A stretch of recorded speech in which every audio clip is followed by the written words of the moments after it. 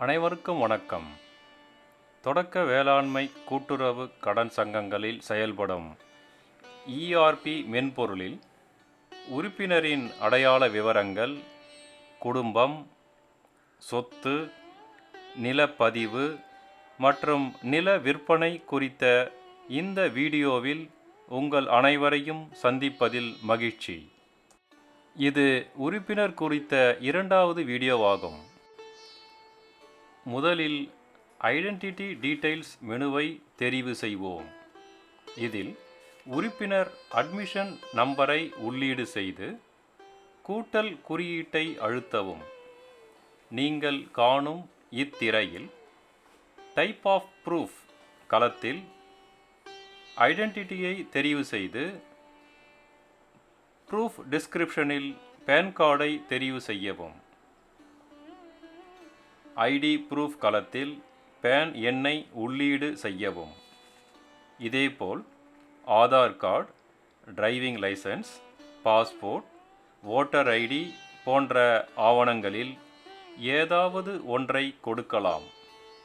இந்த ஆவணத்தின் முன்பகுதி மற்றும் பின்பகுதியை ஸ்கேன் செய்து இமேஜ் ஃபைலாக சங்கத்திலுள்ள கணினியில் சேமிக்கப்பட்டிருந்தால் இந்த மின்பொருளில் பதிவேற்றம் செய்யலாம். பின்பு சேவ் பட்டனை அழுத்தி இத்தகவல்களை சேமிக்கவும்.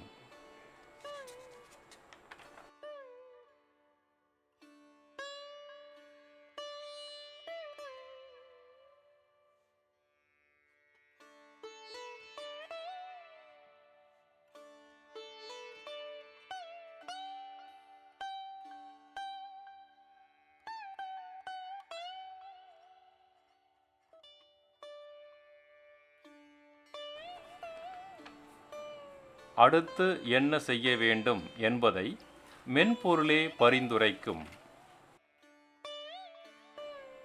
அடுத்து உறுப்பினரின் குடும்ப விவரங்களை உள்ளீடு செய்ய மெம்பர் ஃபேமிலி மெனுவை அழுத்தவும்.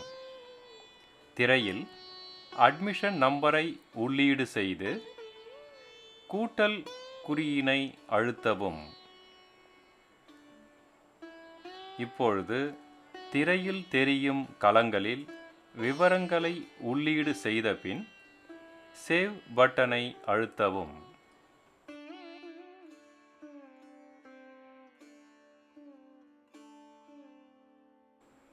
அடுத்து சொத்து விவரங்களை உள்ளீடு செய்ய அசட் டீடைல்ஸை அழுத்தவும்.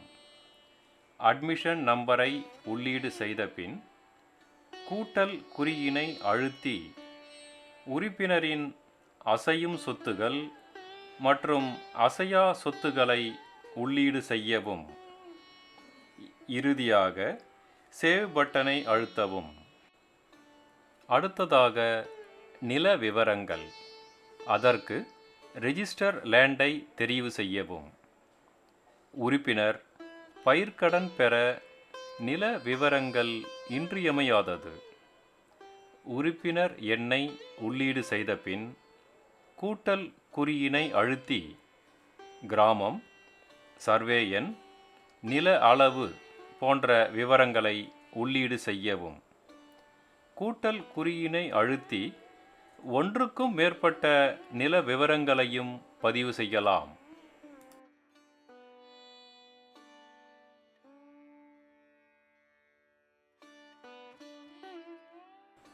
உறுப்பினர் தனது நிலத்தை விற்றால் அதை ரெஜிஸ்டர் லேண்ட் சோல்ட் மெனுவை அழுத்தி விற்பனை குறித்த விவரங்களை உள்ளீடு செய்து பின்பு சேவ் பட்டனை அழுத்தி தரவுகளை சேமிக்க வேண்டும்.